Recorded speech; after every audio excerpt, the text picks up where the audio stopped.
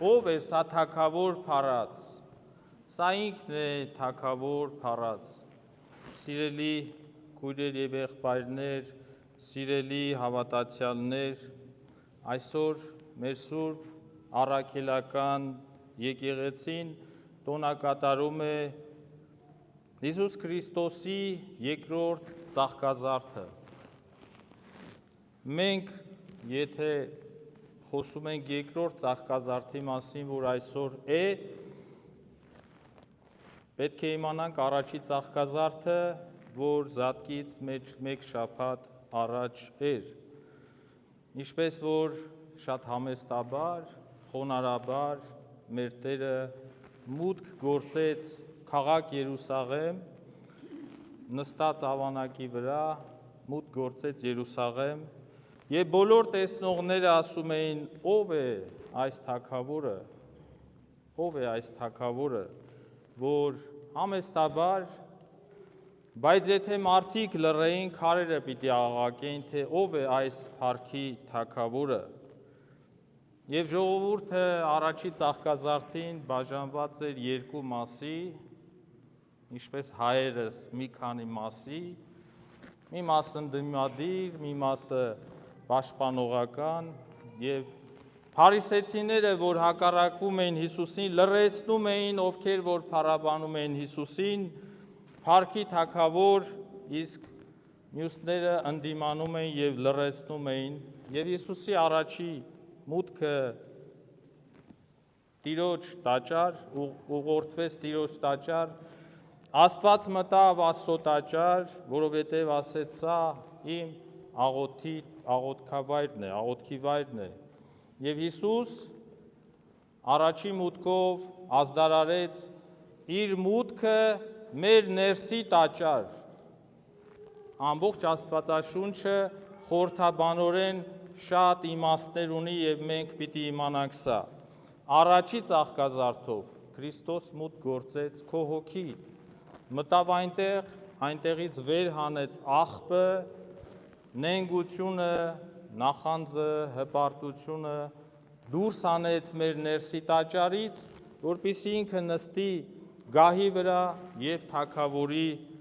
մեզ բոլորիս եւ անհատապես եւ ազգովի եւ առհասարակ։ Ուրեմն այս առաջի ծաղկազարդը, որ Հիսուս մտավ Երուսաղեմ, երկրորդ ծաղկազարդին, գիտեք հինգշաբթի օրը մեր Տեր Հիսուս Քրիստոսի հրաշափառ համբարձման դեպի երկինք բարձրանալու տոնը տոնակատարեցինք։ Համբարձումից այսօր 4-րդ օրն է։ Այսօր Քրիստոս 4-րդ հրեշտակների դասն է, որ դիմավորում է եւ Հիսուսի կողքի հրեշտակները ասում են բացեք իշխաններ, դարպասները, որ փառքի թագավորը գա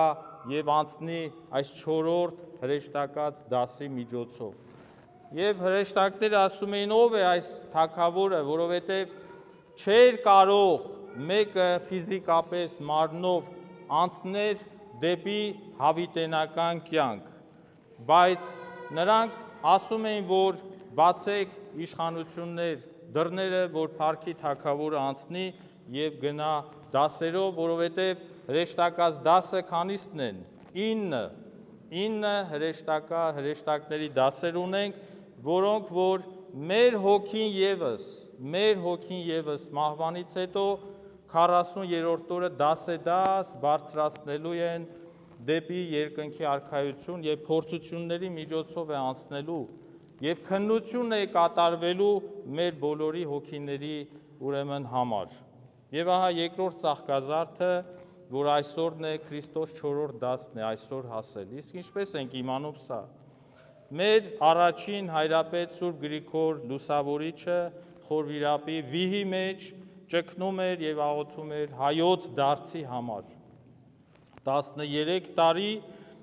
Սուրբ Գրիգոր Լուսավորիչը բացեց երկինքը այս ազգի համար, հայոց ազգի համար։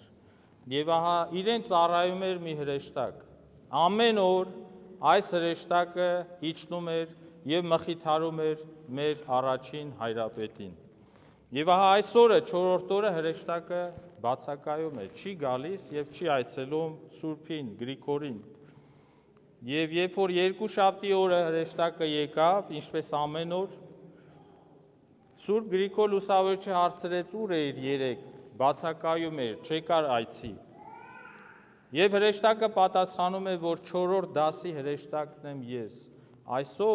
Այսօրը Քրիստոս մեր դասով էր, որ պիտի անցներ, եւ ես ներկայի այնտեղ եւ չեկա քեզ մոտ եւ բացակայում էի։ Ահա յուրահատուկ այս տոնը երկրորդ ծաղկազարդ, որ խորհրդանշում է առաջին ծաղկազարդին, Քրիստոսի մուտքը Երուսաղեմ, եւ այստեղ Քրիստոսի մուտքը առաջի, երկրորդ, երրորդ, այսօր 4-րդ դասն է, որ անցավ 10-րդ օրը մտնելու է ի վերին Երուսաղեմ եւ հոգեգալուստն է տեղի ունենալու, որովհետեւ 10-րդ օրը Քրիստոս ուղարկելու է իր Սուրբ Հոգին մխիթարելու ամենքիս։ Իր Սուրբ Հոգին է, որ Աստված ստեղծեց աշխարհը, Քրիստոս փրկեց, Սուրբ Հոգին ուղարկվելու է մեզ ամրապնդելու ստեղծածը, փրկածը եւ պահպանի։ Հետևաբար, սիրելի քրիստոնյաներ, այսօրվա խորհուրդը մեզ ուսուցանում է, որ մենք եւս մեր մահկանացուն կնքելուց հետո մեր հոգին դասեդաս անցնելու են հրեշտակների դասով եւ պիտի քննություն տան, պատասխան տան ամեն դասին պահապան հրեշտակների եւ դատապարտող հրեշտակների։ Այն դատապարտող հրեշտակները ներկայացնելու են մեր բոլոր հանցանքները, մեղքերը, թերությունները, բաց թողումները, պահպանող հրեշտակը պիտի արդարացնի մեզ դասեդայս այսպես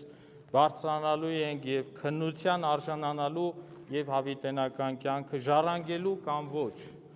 Այսօրվա խորհուրդը նաեւ ցույց է տալիս, որ մեր Տերը կատարելով իր փրկչական առաքինությունը բարձրացավ երկինք, որպեսզի Աստծո արքայության մեջ նաեւ տեղ պատրաստի յուրաքանչյուրիս համար։ Հետևաբար թող այս Սուրբ օրը մեզ համար դաս լինի, որ ուսուցողական դաս լինի։ Մեր հավատքը մեզ սովորեցնում է, որ մի օր կանգնելու ենք Աստծո առջև եւ պատասխան ենք տալու մեր արած, չարած ամեն ինչի համար։ Այսինքն ինքնանպատակ չէ։ Մենք անասնական վիճակի մեջ չենք, մենք մարդ ենք, մենք ունենք հոգի, մենք ունենք պարտականություն, պարտավորություն եւ հստակ սա գրված է Սուրբ գրքի մեջ։ Ինչ ես անելու, ինչ չես անելու, ինչ ես պարտավոր անելու, ինչ չես պարտավոր անելու, ինչ իրավունք ունես անելու եւ ինչ իրավունք չունես անելու։ Եվ այս հանգամանքը մեզ վերստին ուրեմն մեր կոչման մեջ, մեր քրիստոնեական հավատքի մեջ թող մեզ ազդակ լինի, հիշենք սա եւ չմոռանանք, որովհետեւ տեսնում ենք նույնիսկ ազգություններ, որ առհասարակ իրենց մի բան է հետաքրքրում, մեկ բան՝ ուտել, խմել, մեռնել։ Քրիստոնյայի համար սա ջնջված է, ապրել քրիստոնեական կյանքով, որովհետև ժամանակ կա գալու, պատասխան կա տալու Տիրոջ արդար դատաստանի առջև։ Ուստի այսօր մենք կանչված ենք այստեղ լսելու ու կնդրելու Աստծո խոսքը։ Հրաշք է Աստծո խոսքը, որովհետև երանի այն ազգին, որի Տեր Աստվածը Հիսուս Քրիստոսն է, երանի այն ժողովրդին, որին առաջնորդում է Տերը։ Հետևաբար թող լինի մեզ համար այսօր դաս, որ մենք այս ամենը չմոռանանք։ Սուրբ Գիրքը քարոզվում է միշտ, Սուրբ Գիրքը կրկնվում է միշտ, բայց քանի որ մարդու հիշողությունը շատ կարճ է, մարդը միշտ մոռանում է Աստծո խոսքը, կամ չի էլ կարդում, կամ լսել է, բայց լսել է, չի պահում իր մեջ։ Աստծո խոսքը փրկչական է, Աստծո խոսքը զորավոր է։ Կարդանք Աստծո խոսքը, մեր մատաղ սերնդին, մեր փոքրիկներին, մեր երեխաներին փորձենք պատմենք այս պատմությունները, որովհետև սրանք հետք են թողում իրենց չգրված, ես մանուկների հոգին նկատում եմ չգրված էջ, ինչ որ գրես այնտեղ կմնա, բարին գրենք, բարին կմնա, աղոթքը սովորացնենք, աղոթքը կմնա, սերը սովորեցնենք, սերը կմնա, հետևաբար թող Տիրոջ օրհնությունը, զորությունը լինի ամենքիս հետ, ամեն։ Խաղաղություն մեր ազգին։ Եվ